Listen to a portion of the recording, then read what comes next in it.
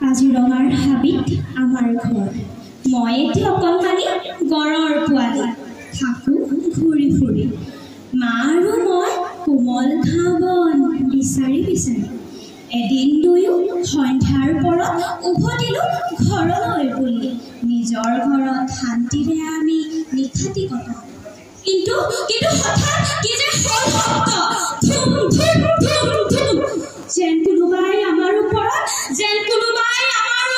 পেলাইছে এটি বম কিবা বুজি পোৱাৰ আগতেই দেখিলোঁ